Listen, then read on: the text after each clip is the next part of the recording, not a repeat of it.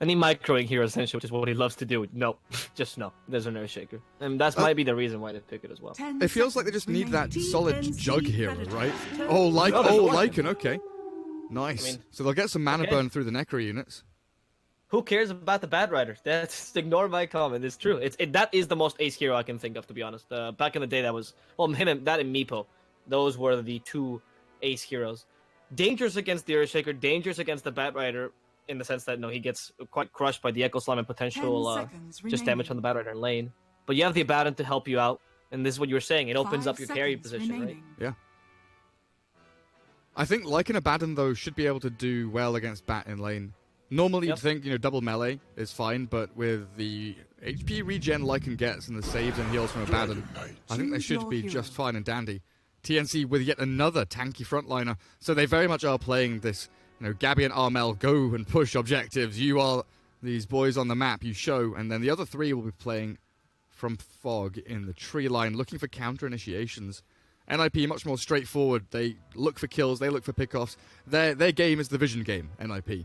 TNC more the counter initiation, set up around their own objectives, towers, Roshan, and take the counter initiative. They don't look and force things.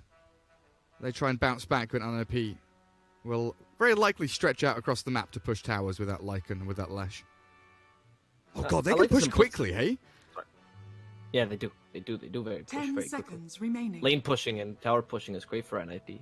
But going to TNC, I was going to mention that I like the simplicity of their draft, to be honest. They're comfort picks for a lot of these guys. Tim's Earthshaker, to me, one of the best in the world. Armel the Dragon has been playing them forever. Cuckoo was, Oracle on AU as well. It's hard to say if he's been playing this forever. It's just a very strong pick. And Gabby on Wraith King played it before it was cool. On top of that, they're easy to execute. Their laning stage is very solid for most of these heroes. It's hard to mess up early. And then you go into a pretty solid mid game where you don't necessarily need to win your lanes. You just have solid heroes with counter initiation. It doesn't have anything specific, this draft does. Like, it doesn't dominate in the pushing area like NIP's. Yeah. But it's a draft that can beat almost anything if well executed, and doesn't have a huge barrier of execution, which is nice, honestly. In the first game of best of 3, I think this is the kind of draft you want to go for. If you are just kind of trying to suss out what your opponent is giving you, trying to see if this pushing draft is going to be strong, where NIP is trying to take this best of 3. I like it. I like TNC's draft. Yeah, and TNC have a bit of wave clear. Bat Rider, Earthshaker can manipulate or clear out creep waves or the pushes coming in from Ace on that Lycan, for example. But what they can also do is set up this side lane pushing strat where basically the Bat Rider, 20 minutes in, he'll have boots of travel and he can float from lane to lane. But they'll kind of have this DK pushing a tower with Oracle sat behind, kind of like we used to see with the Io Gyro or Io Tiny.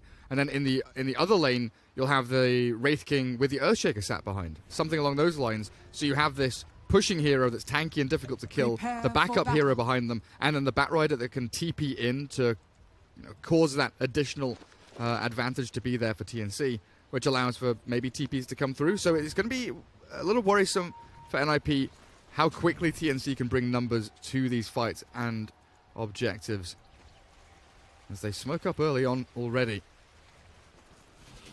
Oopsie. Don't want to play the ad videos just yet. We'll leave them until after the game. Put on the overlay, though, is a good idea. A 3-3 smoke up pop. This is the quality of production people expect from us. Oh, absolutely. Just what I've been waiting for. Wait for the OBSing guys. You're gonna love this game. OBSing? Yeah, observing. You can't say OBSing. Yeah, it's not my language, Gareth. I can just play the I'm not English card and then just, I'm sorry. Yo no entiendo inglés. Sorry.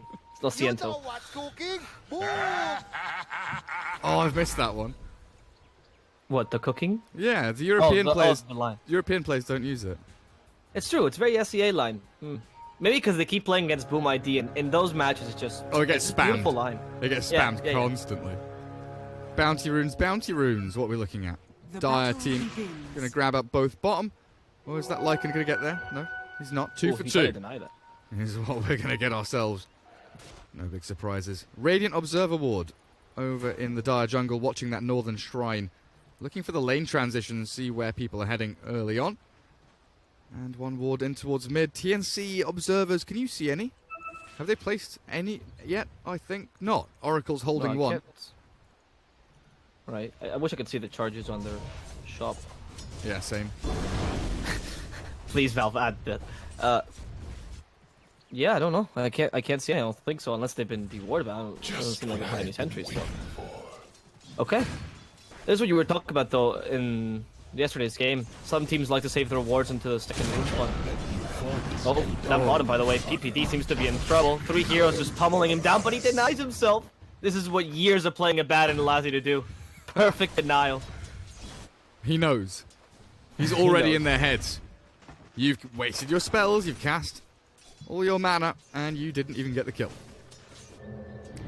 Denied under their noses. So Saxa comes bottom, laning with 3-3. Abaddon has already shifted top to lane with Ace against the Batrider, so NIP get the 2 lane matchups they want, but they're going to move the Batrider bot now, TNC. They're going to play musical lanes for a little bit longer. Mid lane, Fata on the Lesh against Armel's Dragon Knight. 5-1 against the 3-1 in CS already. Well, Gabby Wraith King stays top. AU shifts up there. Oracle's going to back up his buddy. And now TNC have the lane matchups they wanted. I think the lane matchups for TNC are much more destructive, potentially. Being able to cancel this Night Stalker early is quite important. And a Night Stalker doesn't... Oh, look at that. Beautiful fissure again. Thank God for the Sankingham burst, right? Night Stalker has to find a way under, in the trees. 3-3 though, still chase. Cuckoo decides it's not a good idea to go under the tower. On the top lane, we're also seeing Ace just harassing AU out of the lane, but there's nothing much they can do unless the Wraith King wants to join in. And they're preparing their own team fight. Gabby brings 1 skeleton though. That's not it. He's going to hit the wolves instead. Whack him. Nice deny, Gabby. Beautiful stuff under the tower. Go on, get another one, buddy. Oh.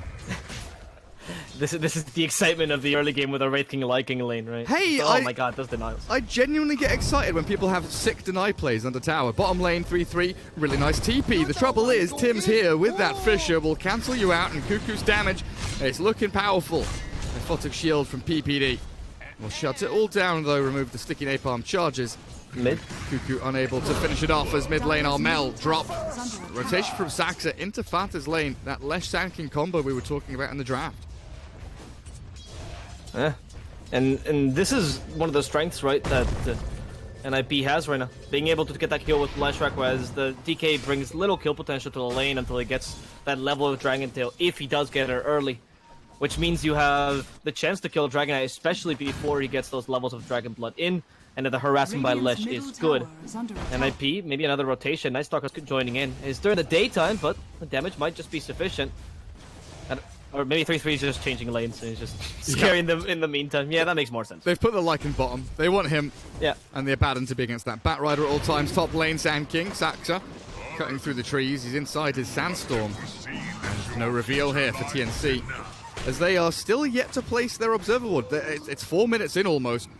Not a single Observer has been placed by this dire squad. That's a little unusual. You know, Team Liquid, for example, we were talking about yesterday, they like to place that 1 Observer, keep the second one for kind of 7 minutes in or so, place it down for the bounty runes, for the shrines, to go and play aggressively in towards them. TNC just opting to hold all of their vision. They don't care. And I think this comes down to like how solid their lanes are. Like, does Gabby care? He's big. Yeah, Ace is dead bottom. Cuckoo goes for the solo kill now, being chased by PPD. Tims has arrived though. Doesn't want to pop the shield too early on. Needs that block out of the Fissure. But like TNC don't care. Wraith King don't care. Dragon Knight don't care. If they get ganked, maybe they die. But the commitment from NIP is going to open up the entirety of the map for the rest of TNC.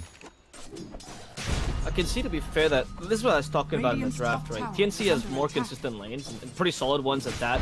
You can get kills at them, like, for example, Sax is trying to do an AU in the top lane, finally desist. But it's not the easiest of endeavors. You have to commit quite a lot to that, and even then, your TPs might just be able to save your teammates. So the vision might not always be that important, but once you get your... Like, you get a bit of vision here, as you can tell, for the rotations. That's it, because later on you have a much more important vision control when you actually come online with your whole team. Tough play, by the way. Sax is finding the middle of Sandstorm, which puts the 4 Wraith King in a pickle. Gabby to try to get that kill, gets it before he dies, but 3-3 will finish off AU for staying a bit too long. It's finally nighttime. It's time for him to hunt, and the Void will come out to ensure AU does not get that right. Man, I was watching that from start to finish. 3-3 comes out of nowhere. Suddenly it's nighttime. Wraith King and Oracle thought they had the play. They got the bounty rune under the nose of that Sand King, I believe. Yeah, Gabby did grab one up. So they got that at least, but 3-3 cleaning up beautifully. As I do miss my first kill of the game. Cuckoo gonna drop to the tower though. The bottle charges. Ignore me, I'm wrong. Cuckoo stays alive through it all. Ace is turned around on now by AU and Tims. Man, that Batrider surviving. He even had a salve. He had a salve, he had bottle. Doesn't care about tower hits. I like the choice of going for the bottle early, something that a lot of offlaners are starting to pick up with the new bounty runes and whatnot. It, especially for a Batrider that wants to play offensively, gives you so many more options, especially if he goes later for the trial boots as well. It's going to be a nice item to synergize with those, or perhaps the Chinese Batrider build with the drums. Oh, Gabby. Up top, though, we're seeing Gabby. Yep. There's a stun, though, on the Sand King. Is this going to continue? 3-3. I mean, they're near a shrine. Yeah, it seems like a tall order. Let Gabby go. At least you're pushing him out of lane, so overall, you're still getting the win. Dragon Knight at 32 and 13 now. Starting to amass a lead over the Leshrac. Looking decent. Not a big deal yet. Looking decent for rest of NIP. Like, Sand King, I'm looking at Sax's CS. He's got 16 creep kills on a position 4 Sand King. Sharing the farm, sharing the load with the 3-3 Night Stalker. 22 and 6 on him. Check net worth in a couple of minutes as AU looks fine bottom. PPD and Fata just poking and prodding a little bit there. I think it's appropriate though. You want your Senki to get some, especially the early Blink Dagger if you're playing position 4. Feels weak otherwise. And Night Stalker is not so independent. Look at his build as well, went for a Medallion. Not particularly a build we see sometimes with Vanguard Basher, but rather more of a utility Night Stalker. The sharing of farm with this position 4 Sanking is something we don't see often. Well, as often nowadays, but back in the day it was the thing, you know, position 4 Sanking used to just farm jungle for a solid 10 minutes and get a Blink Dagger, then finally fight. And now with the new build where you don't actually max Burrow Strike, that Blink Dagger is even more important. Oh, up top though. 3-3 uses that first ultimate of the game. Gabby doesn't have Reincarnation, just finally got the point for it, but is he gonna... Yeah, he's gonna grab the Reincarnation. Sacrifice on the level 1, the reinforcements are here. Armel comes in, Dragon Tail in hand, and Sand King. Double stun, no need to actually chain them if you have the damage to kill him in time. 3-3 flaps his wings to try and create some distance between him and the rest of TNC. Ooh, Armel Dragonfall ending. Yeah, Tim's there, not really near enough for a Fisher, and it was on cooldown anyway, so killing 3-3 there, a difficult task regardless of the catch. And Cuckoo putting a lot of pressure bottom lane, and Ace has been able to withstand it for the most part, pushing into the tier 1, falling back and farming the jungle. Keep that acceleration going. Helm of the Dominator ready now with a troll. See if he can get in onto a tier 1. I'd like to see him TP top and make a play there as mid lane. They go for the catch onto PPD. He is the position 5 Abaddon, but it still is. Bonus gold for that DK. Line his pockets. Move towards the Hand of Midas, which he has queued up, as does the Wraith King. TNC double Midas strat coming out for the Filipino squad. We're going to see a Radiant's Wraith King then, and then the Dragon Knight building into more mid-game items, because we have seen a lot of Radiant's Dragon Knights in the recent pickups. What are the builds exactly here? Who goes for the greediest build? Yeah, I'm wondering, like, do you maybe consider a Maelstrom on the DK after the Midas? I like the Armlet, to be honest. I mean, it's old, but effective against Lycan, for example, who has to catch up to you so you can toggle between. Potentially here we see something similar to what Liquid have been going for, and it's that early BKB. You know, it could be Midas into BKB, and then you transition into your damage a little bit later on. Because you know that NIP's timing is reasonably early. That Lycan, Leshrac, Sand King, Night Stalker, they all hit that 17 to 25 minute window pretty hard with their level 10s, with their primary items. They want to push and take objectives. Even now, 10 minutes in, they want to shove towards tier 1s, try and secure the bounty runes at 10 minutes. TNC prepping for the runes, leaving that objective mid open so far for NIP to gather around, take that tier 1. Bounty runes attempted by PPD bottom, but it's double for TNC there. Saxa will get both up north. So NIP get the objective mid, they get that tier 1, which opens the map, allows them to collapse in onto the triangular farm to the east, the dire jungle to the north. Also opens Roshan for them, for that Lycan especially, with the medallion help from 3-3. As he silences and he TPs, the fish is there though to cancel it out, and 3-3 stuck. Trapped under the sticky napalm of Cuckoo, and finished off by Tims, who is closing in on that money for Blink Dagger now. It was a good silence play, right? Trying to stop the lasso, but unfortunately, you never count on Tims being there. I will say Tims has been positioned perfectly for a lot of these initiations. Just kind of a long-range fissure every single time. You wonder, where has Tims been going, you know? And always in position for these ganks. Rotating reactively, predicting where NIP is going to try to go. And you stop a lot of the early game pressure NIP was clearly planning on putting on you. But now we're going to see a bit of a shift, perhaps, now that Ace is closing in on the Necronomicon. He has the Helm of the Dominator on him already. And I want to see as well Leshrac starting to build up that Yule Scepter.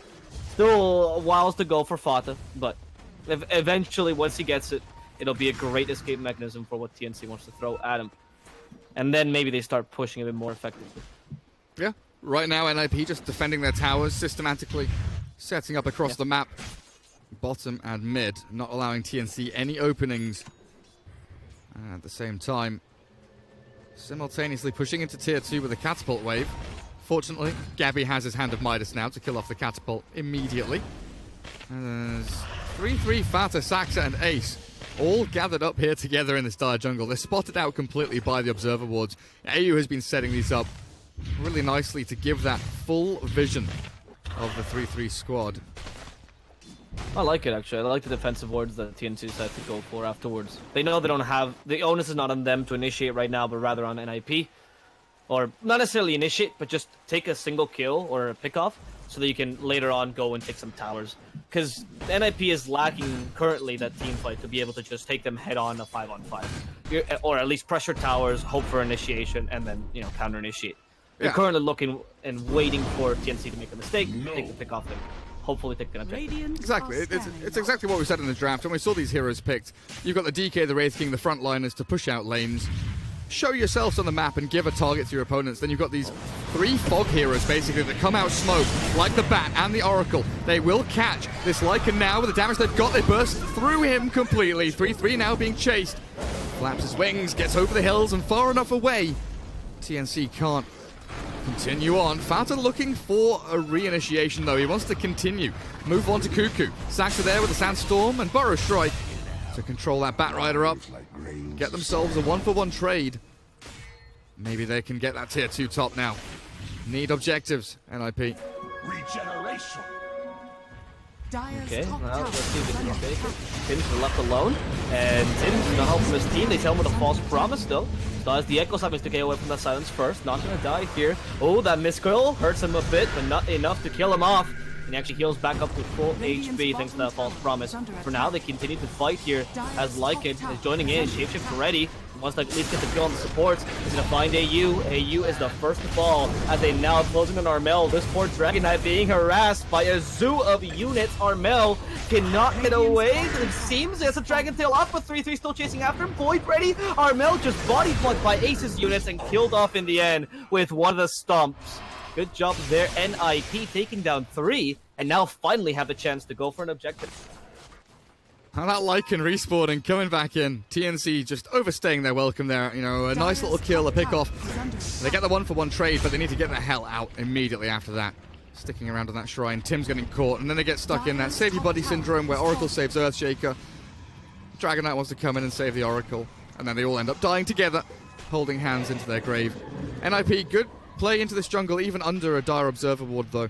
Continuing to keep that pressure on the top lane. Now they can open it up for mid-tier 2 for Roshan. Not getting any vision. PPD has 2 obs and 2 sentries. I'd love to see him, you know, get at least some vision down in this dire jungle spot. He sentries, but he doesn't observe. Bottom lane. Lasso into the Night Stalker. Let the sun bleach my palm. And there we go. 3-3's down. Oh, PPD, come on. Oh, gets the D-ward. And here comes the rest of the team. PPD has called for reinforcements. It's warning time. This is what you do in your pubs, guys. When you go warding as a position 5, you don't go alone. You tell your team to follow me. We need to go wards. Protecting your obs and protecting your sentry is a very important part of Dota 2. Dire's middle tower is under attack. Actually, it's a high-level play. You see that much more, especially now with the sentries change, right? Now protecting the sentries is actually something really important. And not just gold, but it's you might actually be out of sentries. I'll take your treatment. Gain the vision there, and essentially means the control of a spot for quite a while. Now we see 2 ops coming out on Cuckoo, by the way, who's going to be warding himself. He has the higher movement speed. And there's something else that also a lot of competitive teams do, which is give your wards to whomever has the highest movement speed and mobility in the team, because he's the easiest to put them down. He actually puts a ward right next to the enemy ward, which is unfortunate, because I think they saw this. Unlucky. And they might be able to de-ward this for poor Cuckoo. He's got the boots of travel as well, so he can flap around the map, get out there faster. So Dragon Knight, BKB after the Midas, getting ready for these coming team fights. You know, the next Roshan fight or the next push from NIP is going to really set the tempo of this game. Yeah, I like the BKB pickup you mentioned earlier. It was a good call, because now NIP will have to face a Dragon Knight that's obviously immune to physical damage already and can't be killed with the Tanking's Epicenter or the Leshrac Pulse Nova. What do? We'll see now, because they're starting to initiate. There's no BKB yet, though. Silence up the Oracle. Perfect. They can kill him off before we can get a false promise off. That's ideal. AU is gone. Gabby a bit harder of a kill because he still has the reincarnation, but they'll bring him down at least once. Set up for a second kill now. They're thinking about it, but they're behind the tier 2. They can't even push to the tier 3s. It's much better to just go for the tower instead. Still taking advantage of the Dark Ascension, and at least the tier 2 will fall. TNC, nothing to do as Saksa guards this tier 2 with his Sandstorm. Man, Sax is showing off his blink there in style. The debut of the Sand King blink comes in, catches both of them, the Oracle and the Wraith King, as a backwards burrow strike. Blinking forward, burrowing back. Beautiful play by Saxa there, right on the money. Makes sure there's no chance they can save poor little AU. 9-9, NIP, 17 minutes in, have taken pretty much every objective they need to. Bottom lane tier 1 and tier 2 on the Dire side are reasonably meaningless as kind of a Radiant team that wants to push in, take Roshan, and then take the inner objectives of the base. You kind of want to be playing in this northern Dire jungle, bounce between both top and mid lane.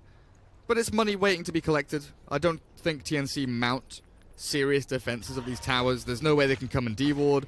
It's very difficult for them to make that jump, and they are still 600 gold away from the Tim's Blink Dagger. So that teamfight contribution that they need from the Earthshaker just isn't there yet.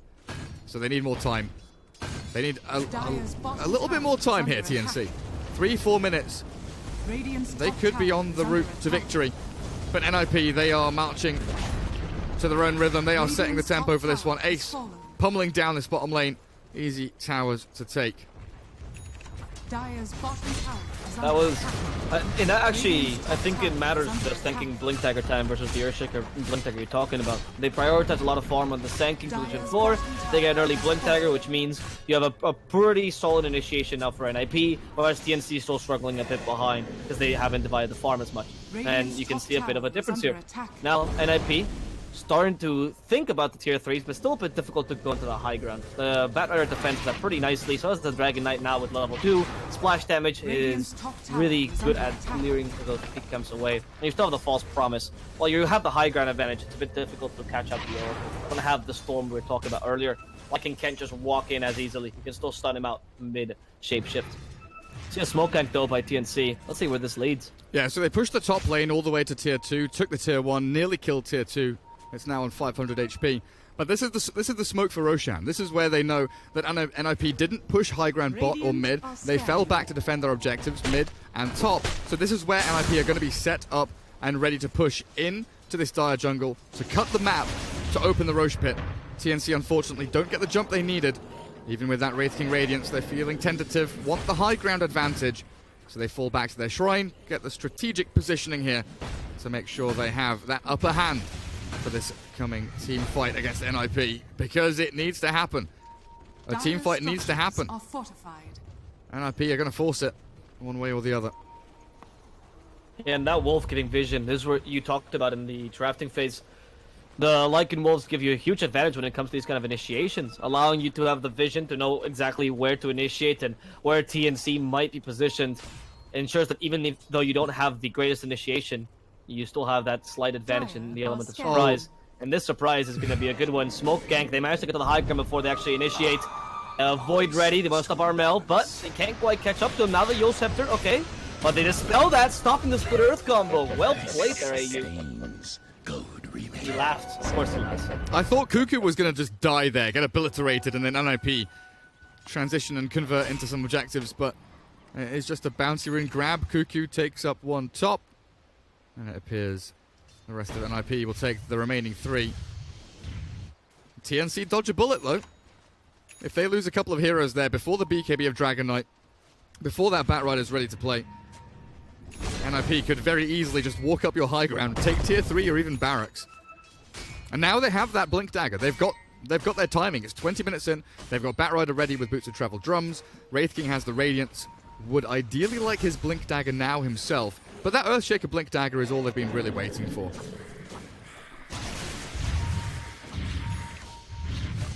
And still, a team fight needs to happen. Like, a clash needs to happen for Roshan to be taken. TNC is thinking about it without new Blink Dagger, and they do have the BKB on the DK as well. These might make a difference. They have a smoke on the curve, yes they do. The 4-man smoke with Wraithing as usual, the bait. Are they going to be too late? I think they'll come out on time. The Roshan has not fallen as quickly as I expected, even with the medallion, but PPD is there to break the smoke. The ever-sacrificial support knew the smoke was coming. He's not going to give his life for this, though. He actually positions himself properly, but... Oh, wait, maybe he is? I spoke too soon, PPD. There's always a chance to die. There's the lasso right after the burrow time, and they at least want to guarantee this kill. Abandon will go down, and this might be the reason why NIP decides to leave the Roshan alone for a while. He does have buyback, so if TNC made any rash movement into the pit, for example, he has that fallback plan.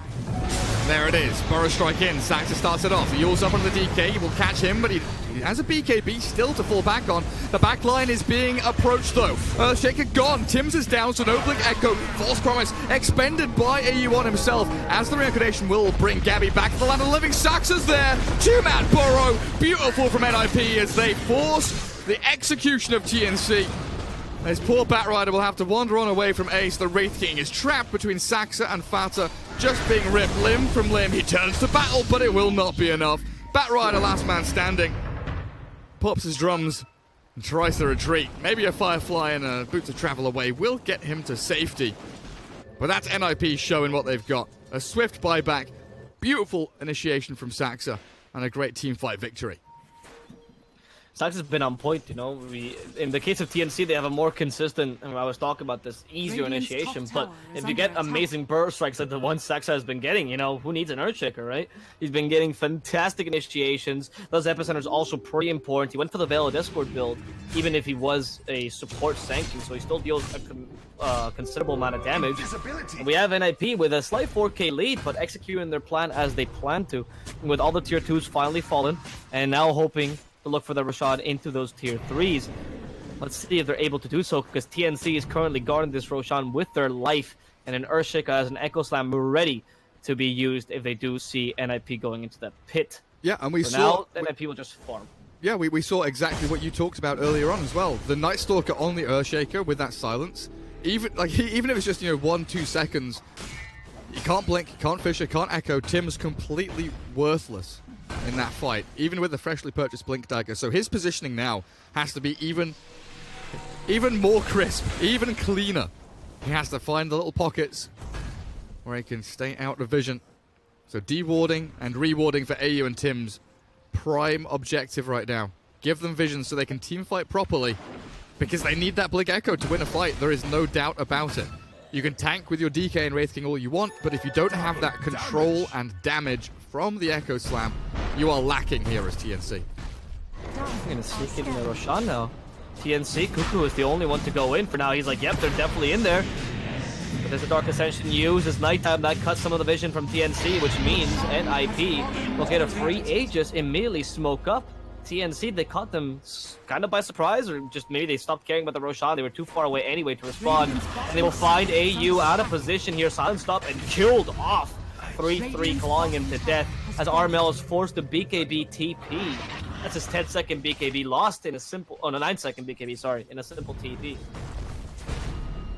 And he's going Maelstrom, yeah. I think this is the build. Midas BKB Maelstrom, what I said earlier on.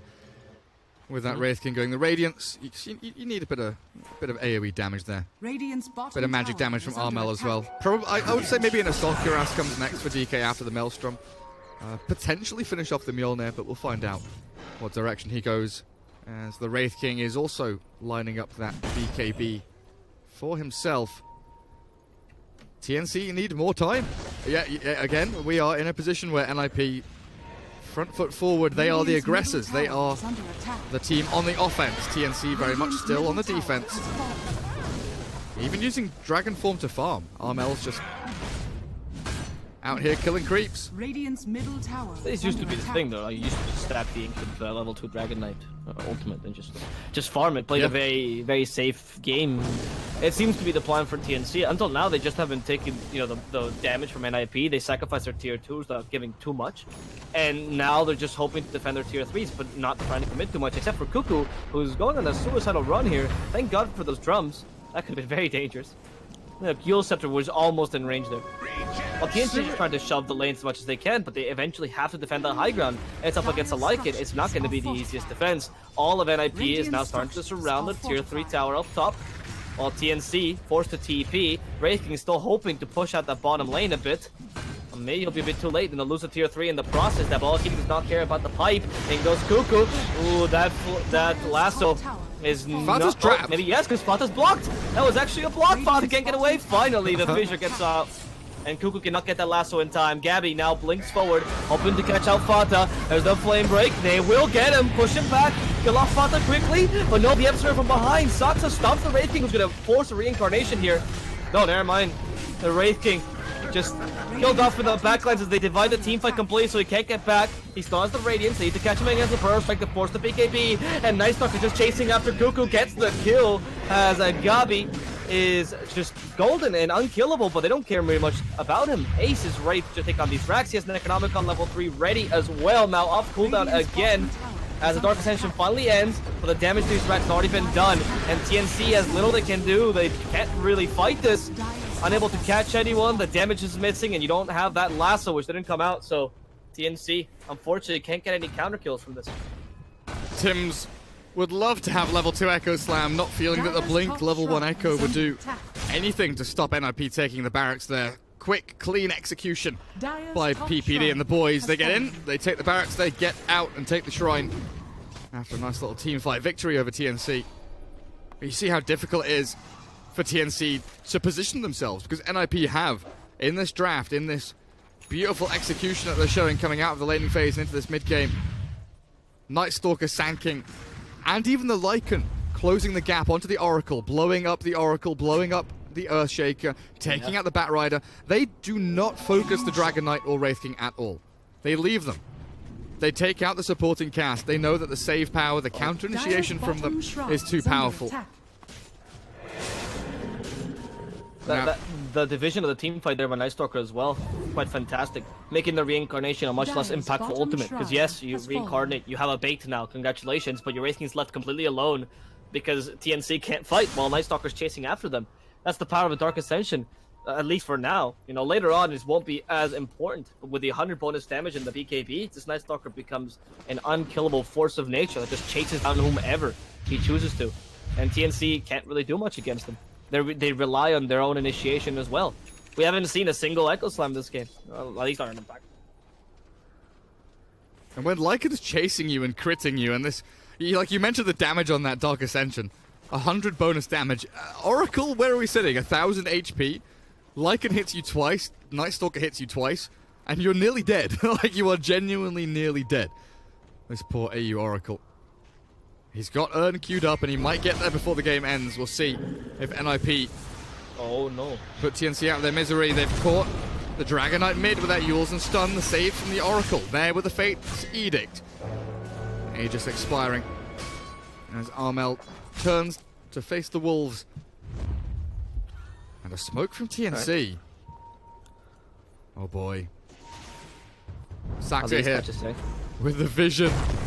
They're going to catch him. Nice chain stunning from Tims. Fortune's End going to be there. The burst strike to get away as Cuckoo chases forward. Will get a lasso in time, but they've got Peter. Don't go there. They've got a Yules up and an Aphotic Shield. Armel, Dragon Knight moves on forward with the BKB ready. He puts it out and takes him down. Sand King gone. And Oracle's going to buy back into this 3-3. Charges for his BKB. Clears up Cuckoo. Armel's going to be the next one on the table. They've got a Lycan backstabbing the Dragon Knight, and Armel has nothing left to give. Just has to walk it off. Gabby tries to battle on through, but NIP have 5 heroes in the vicinity.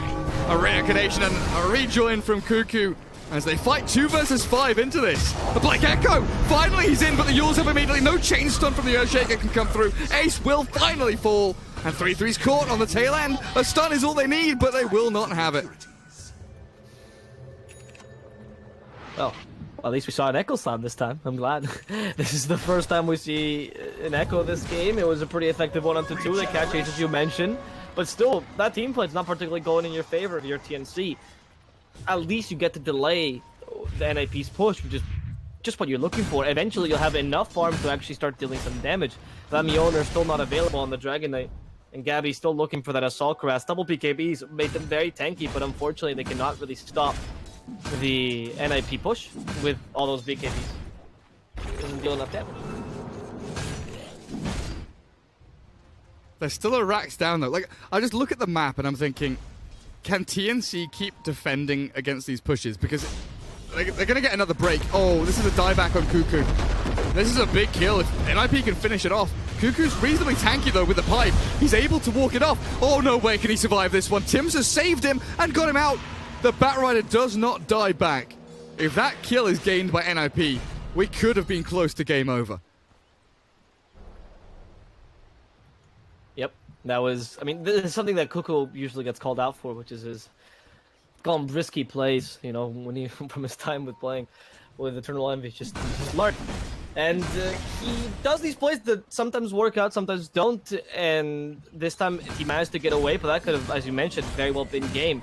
Has to play a bit more defensively this game. They're playing a very defensive draft, and they just need to understand that. You know, start playing completely defensively, force NIP into bad engagements. When they make mistakes, punish them. Before that, you can't propose so many things. The lane shoving they've been doing has been good. Now they finally shifted to Gabby being the only person that actually pushes forward, as he's the hardest, obviously, to kill. Whereas the Patra and the DK decide to farm the jungle or the closer creeps much better. So TNC slowly closing in terms of their map, which is not ideal, but at least you don't lose so many people as often. And IP's, I guess, timer is starting to tick away, right? They were hoping to win by now. They haven't won just yet. TNC is getting stronger, and your pushing potential is not going to matter as much as the game closes into a 40-minute or 50-minute game. And going late game, I feel pretty good as TNC. The Wraith King's, like you mentioned, he's the guy that they're putting out on the map, and I realize he's pretty big right now. Assault Cuirass, BKB, Radiance, Abyssal Blade nearly done. Well, moving towards it anyway. As NIP, they want to secure this next Roshan. They find a beautiful catch onto Dragon Knight. Armel, half HP, BKBs, and has the backup of Cuckoo with a lasso onto Ace. Lacking Bar of Lycan is going to work, and the False Promise saves Cuckoo from danger, and Gabby trapped. Will blink over the front lines of NIP to get towards his own tier 3 and safety. NIP throw a lot of action the way of TNC, and we can see the reactions there. Very much TNC to smoke out and play aggressively straight off the back of it, because they have the Blink Echo. They have the Reincarnation. Their abilities are off cooldown. NIP now will be relying again on Saxa with that Epicenter Blink and Burrow Strike, but he's been jumped. He's been caught. He's been chain stunned, and he might just die. There's the Evotic Shield. Will not dispel off the Dragon Knight stun, though it came out after. And with the Saxa, Sand King falling and not having buyback, and IP might be in trouble. PPD's been chain stunned into oblivion as well. This poor Abaddon is being brought down. To his knees goes the King. And TNC, 2 quick kills, opens up this tier 2 mid. Now it's time for them to actually start pushing, and it's time for TNC to start being a bit more aggressive. That Mjolnir and a level 3 Dragon Form as well, making quite a difference for TNC's lineup. And now taking away, as you mentioned, that Sand King, no initiation for NIP for a while, means they could also potentially go for another kill as opposed to objectives. They're not too stressed out about getting those tier 2s, but yes, about getting the Lycan ideally. Oh no, Cuckoo, do not be alone here. The Purge stops him for a bit. Firefly's still not ready. Cuckoo will go down. They lost their potential lasso, and thanks to that shapeshift, they're not going to catch out the Lycan either. Which means TNC won't be able to make much out of the sanking or abandoned kills. Cuckoo just a bit too fast. His team not quite behind him. Are scanning. Gold for me. That one observer ward of NIP. Undoing TNC there. Roshan alive. And Batrider, does he not have buyback? 3 minutes. Without buyback on your bat, this could be just a free Aegis and cheese for Ninjas in Pajamas. That was the opportunity for TNC really to get back into the game. If they get a couple of It's only a pickoffs. 5-kill lead for NIP. It's not like they're completely out. They're just losing in terms of map. But like Aegis and cheese here for a Lycan team means it's like another lane of barracks, right? Roshan is falling to the radiant. That's a very good point, actually. The Aegis and cheese on Lycan is incredibly scary. Or actually, Don't Aegis even goes put for it- Fata, but that's worse actually Yeah. for TNC. Diabolic Edict. Bloodstone now Yeah. done of Fata as well. Oof. Yikes. Because if you think of where TNC were going there, they get a couple of kills. If they defend top late, like they don't need kills top, as long as they defend top and push it out, they're able to go and play around Roshan. Because they've got the map and lanes where they want them, thanks to the Skelly Bros. Thanks to the nice little talent with the attack damage on the skeletons for Gabby. And then they play into that Roche pit and contest NIP. But once again, TNC on the back foot. And once again, we will be keeping our eyes on Tim's Earthshaker. Level 2 Echo Slam ready with a 4-staff on top of the Blink Dagger now.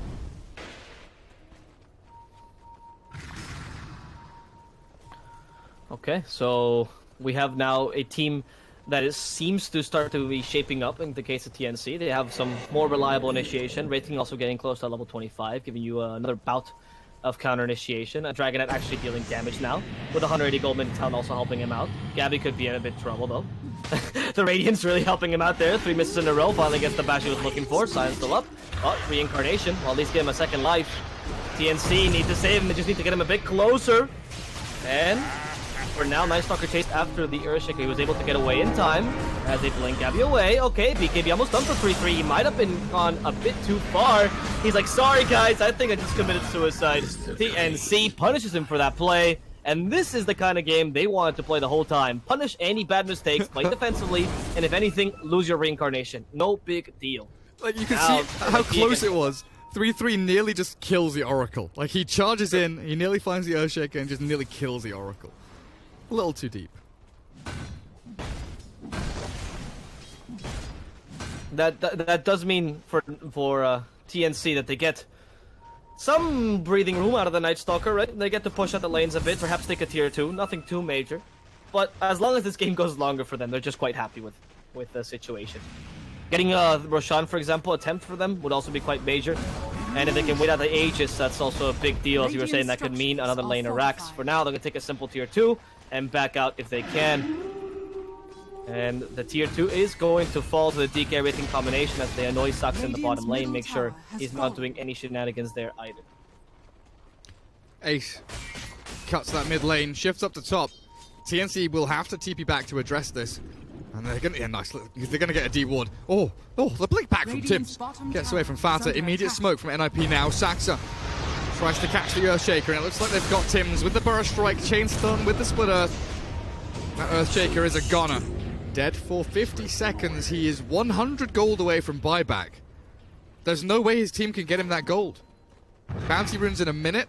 There's no... Oh, AU? Is AU gonna die to Lycan units? Oh my god, get away. 4 staff back by Cuckoo.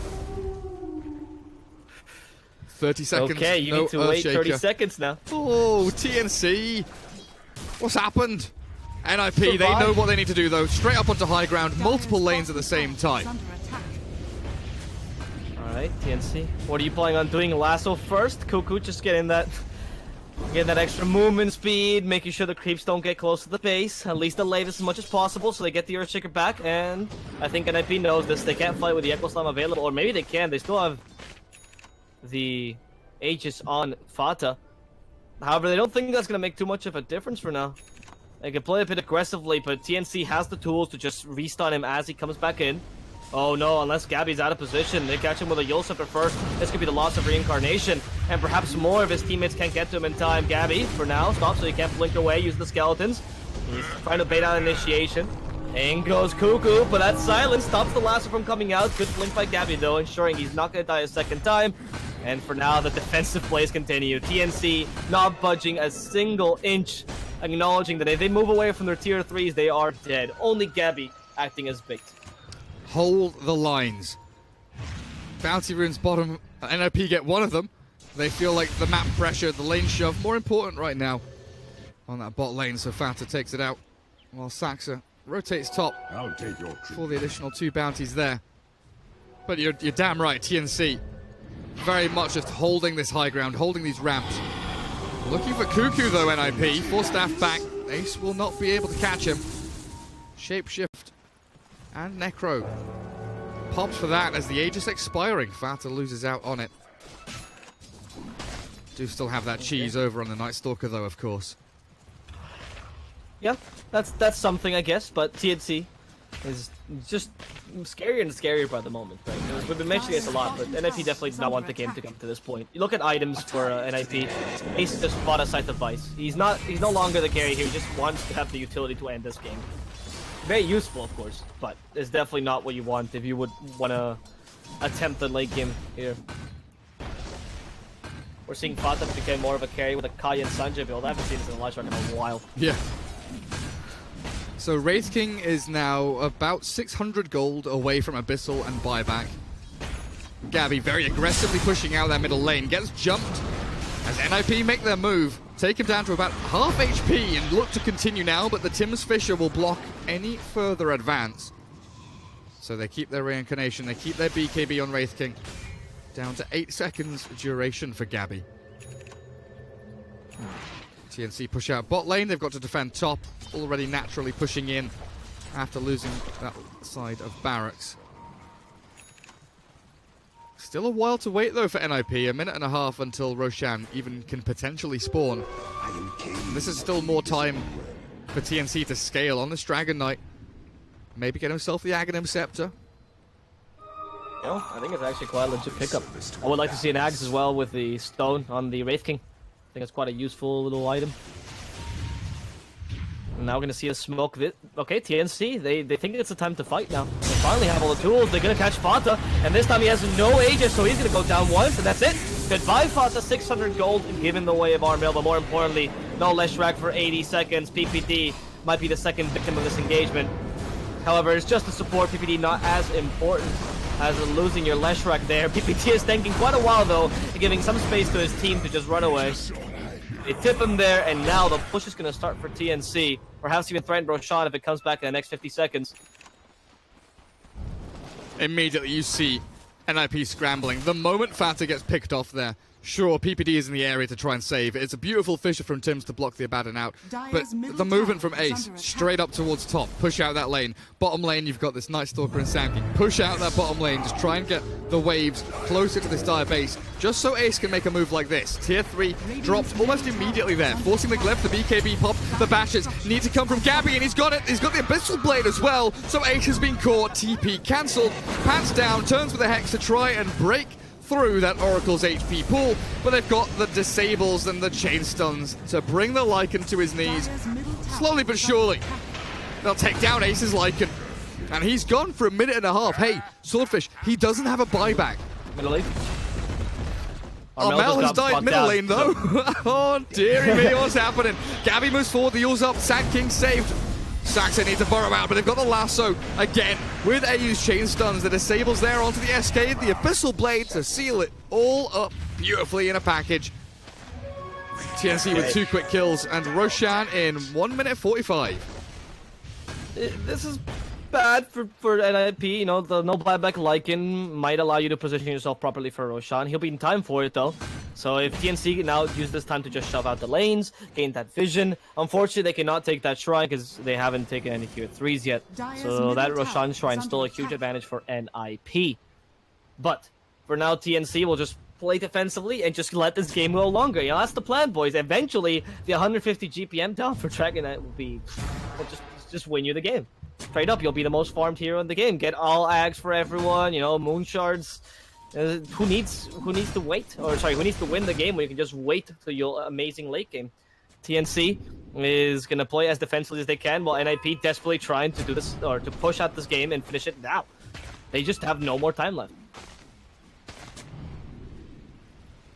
Not even waiting for the... They're going to wait for the DK to be bought back, so he doesn't have to buy back himself. And the Lycan Senkin will come out at the same time, so this could be a big team fight going around the Roshan pit. Definitely next objective for both teams.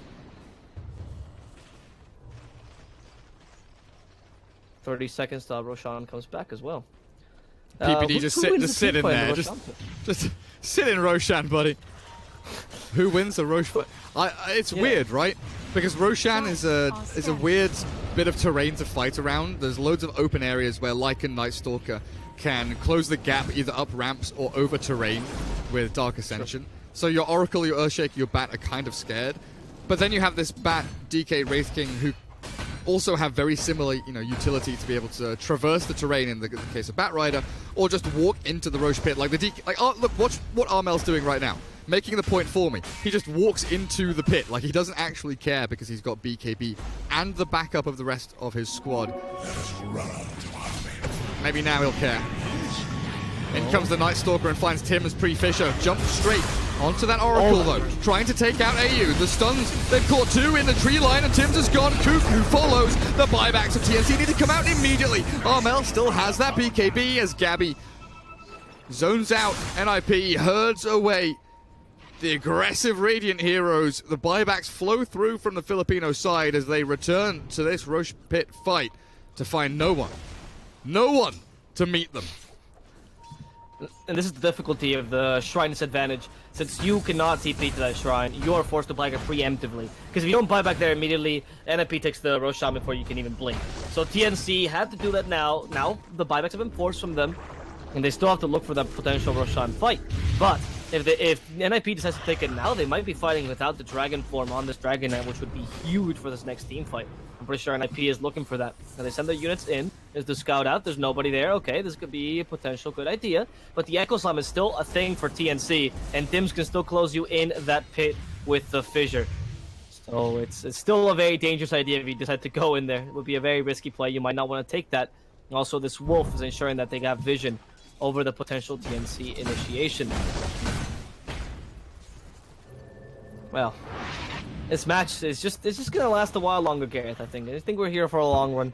If NIP win, this is gonna be off the back of a good team fight and then push tier 4 as quickly as they can. But TNC will make sure that they do everything in their hands so that doesn't happen. You think it's a long? See, the next one more fight could finish this, right? If NIP win one more fight, that's next Roshan, Refresher Shard. On top of that, Aegis and Cheese, and maybe even a second lane of Barracks. That's pretty close to game over. TNC need another couple of fights. Oh. Maybe with this move on to the Abaddon.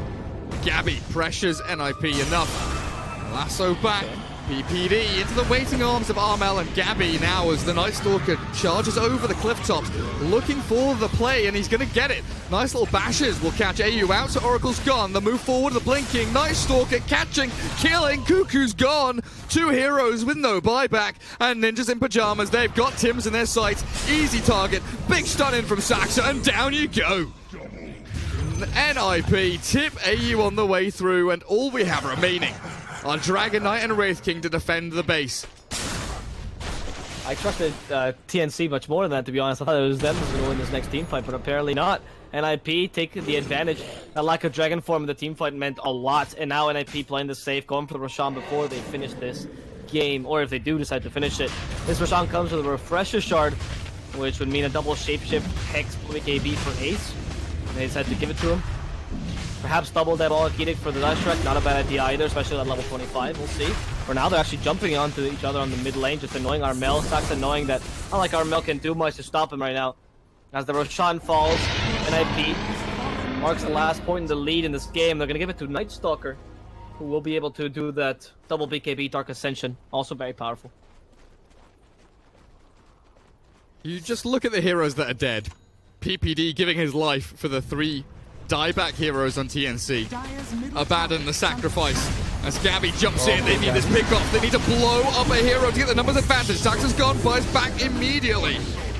As Armel has to retreat behind his tier 4s, but he is being hounded, bashed, and killed off. Turns with a Satanic to try and recover some of his life, and he's not going to do it. No way, no way, no way, TNC. Gabby will get used up. Bail away from NIP. They don't take down Barracks just yet. And DK still has that buyback if he wants to pop it, so TNC theoretically 5 heroes can be alive right now. Ninjas in Pajamas going in just a little bit wild. Yeah, NIP is just not quite able to close it in just yet. TNC manages to defend yet again. Only DK dead, but he still has the buyback. Of course, he buys back without the Dragon Fort. And again, I'm telling you guys, this game. But yeah, I was wrong after all. Even with that team fight, NIP can't quite close it. You know, it's a difficult game when TNC managed to play that high ground so effectively. And also because 3-3 goes a bit wild when he goes and starts flying with Dark Ascension. He does go a bit further than he needs to be. A couple times it does happen, unfortunately for him. We're getting the level 25s also in a couple of heroes. The double Dragon Blood armor on the Dragon Knight. Obviously the Wraith King went for the Wraithfire Blast that we've seen before. Like him with the extra crit. Let's see, Leshrac as well finally got that Balak Edict. This means a lot more pushing power for NIP. Now you might consider giving him the Refresher Orb just if you get the final push to take the tier 4s. But I think they're going to wait for the next... Oh, I guess they still have the H Samfata. I guess you fight with the Sages. You kind of have to force a fight. I'm struggling as well. Like, they've tried and they've tried. And they've got these really nice backstabs, catching the Oracle, catching the Earthshaker. But this Gabby Wraith King, this Armel Dragon Knight, one of them may fall, but you still have to deal with the other one throughout the rest of the team fight. Usually it's this Gabby Wraith King who is seemingly unstoppable as he picks up an Aghanim Scepter now. Oh my goodness. How much money... Hang on a sec. He's 700 gold away from Ag's Synth, plus buyback. Already has the Moon Shard eaten up. So we're going to have some ghosts. We're going to have some ghosty dragons and ghosty bats flapping around. I think the ghosts are actually quite important here, especially for the bat matter. We've seen a couple times that Cuckoo has died without getting his lasso off due to the silence of the Night Stalker. If you get him those extra 7 seconds, lasso's almost guaranteed, and it's not like you need to be alive after lasso has been used. 4 seconds, you know, you drag someone where they need to be dragged, and you're done. That's it. Aphotic Shield and the Night Stalker Crippling Fear has both stopped this potential lasso initiation from being too effective. I like this Ags pickup. And later I would like to see the same Ags on the DK as well. I think that would matter a lot. If you can Ags synth him, so you can get the 4th Dragon Form. Give me all the Ags. Give me all the Ags. I love this new patch. Let's see. There's 5 heroes though waiting on the low ground for NIP, and I don't think they're going anywhere. They're hoping that TNC makes a small mistake, perhaps even push the Wraith King a bit too far off. TNC need... Let's think about it. Dark Ascension. What was the Dark Ascension for? Just to go to the bottom lane and take the tier 3? Okay. Dark Ascension just scaring them away. For now, the lack of vision from nighttime is also quite important here from Dark Ascension, but they're still not fighting him. They destroy an Economicon unit. Oh, it's Lycan stuck? Almost alone took those racks. I'm just looking at AU and Tim's. Their positioning is so deep. They are waiting and biding their time. They do not want to get jumped. TNC. TNC are holding. They are, but they almost lost the melee Rex there. You know, if you get him next time at just half HP, 3/4, whatever, you get them next time. Right? It's just another attempt like that. Dark Ascension having to be used just for the vision change and potential threat. 3/3 can Radiant's bottom tower is under attack. You know, a bit of a waste to some degree. I guess you just can't use it though effectively.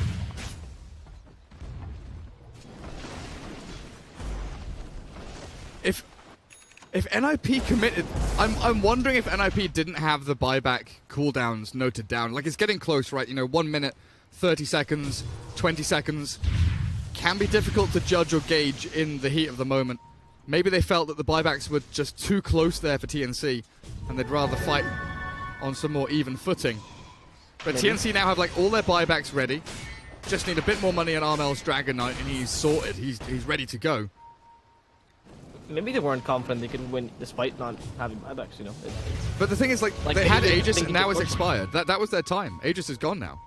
Oh, yeah, that's a good point actually. they just kind of gave up and think now is a split pushing tactic. Now is what we have to do. Distract. I mean, notice the distraction. It did Dark Ascension kind of in the middle part of this wall. Do you go through here and then into the middle lane, and you go through the bottom lane, try to take the tower?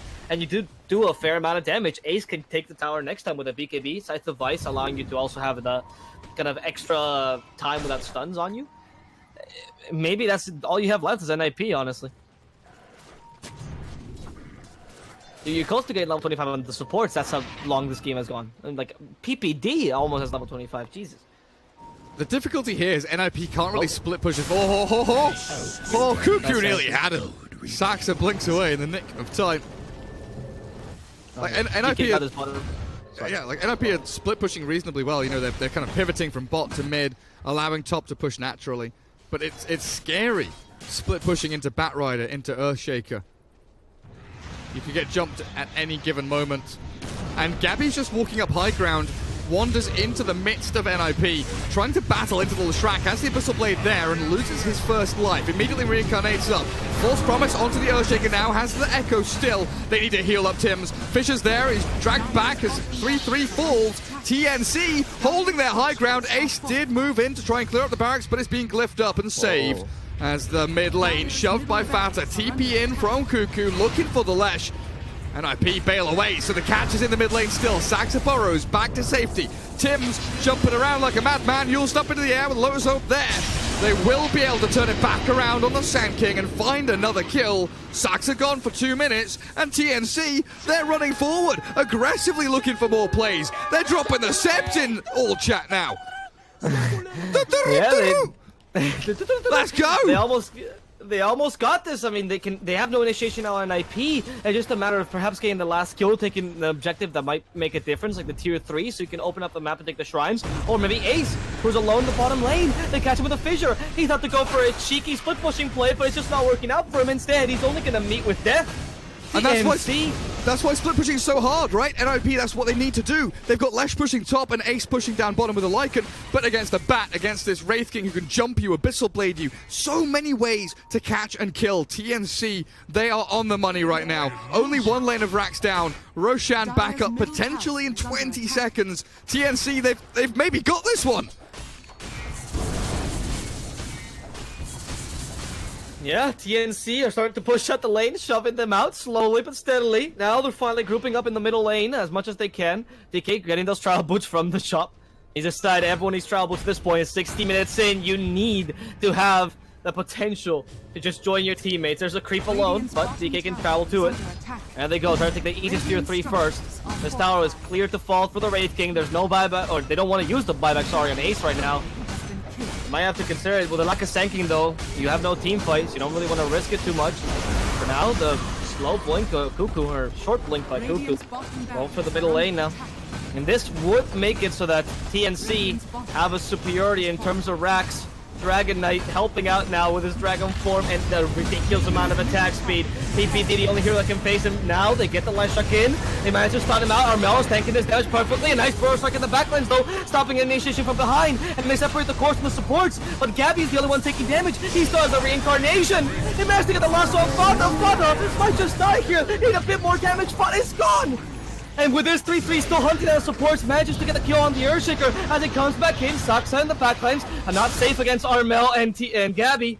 But he does burrow strike himself away. A shapeshift close to ending. They get the bash, which means Wraith King can't TP away. Gabby needs some more time so he can get a second reincarnation, but the damage is too good. Gabby will go down, even with the the ghost being alive here. Can't do much with it, and he's not going to reincarnate in time. Both TNC heroes have buyback. NIP losing a full lane of racks bottom. Tier 3 mid.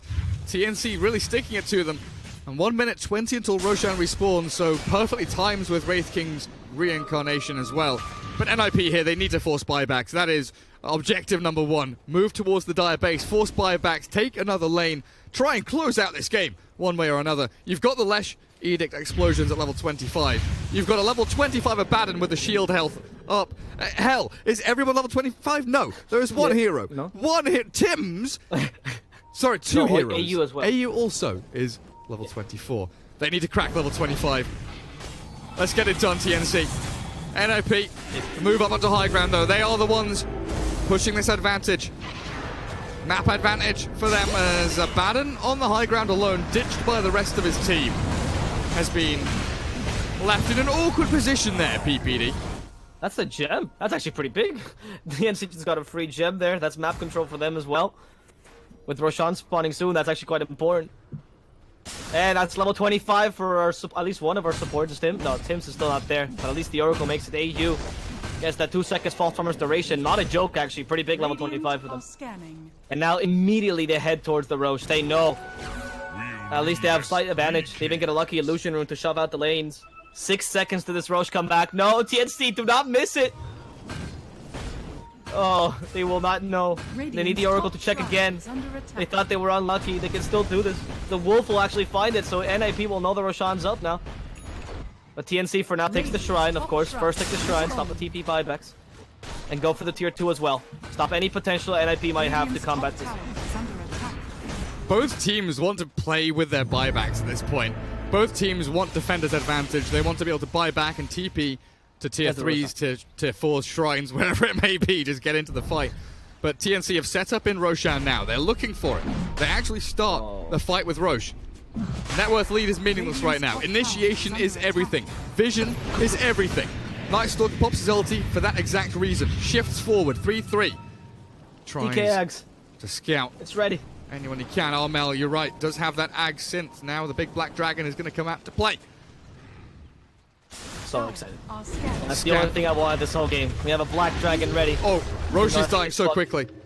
TNC can't get here fast enough. Roshan's going to die. Where is Tim's? They need the Blink Echo right now. Gabby's moving forward. Fata gets the Aegis. 3-3 is going to flap his wings, but it's daytime now, and they're going to catch PPD in the pit. Gabby and Armel, they'll herd him away. Fata turns with a nice 2-man stun. The burrow in the back, Sax is caught. That Cuckoo Batrider, and the cause at the front. Gabby's dying very quickly. Armel needs to pop his BKB as well. He's got Satanic to fall back on now, as Gabby's reincarnation will bring him back to the battlefield. But they're turning and running. TNC do not want to fight here. Ow, the Earthshaker's caught. Doesn't have the Echo. Has it now. Blink ready. Needs a target though with the lasso. Nightstalker caught. TNC have turned yet another fight with Sims finally getting in on them. The Echo Slam will secure a victory. TNC remove 2 of NIP. No buybacks on the Abaddon or the Sand King. Nightstalker has one, but you see the line drawn by 3-3, telling Ace to get into that dire base. Go for the base race. Just rush it.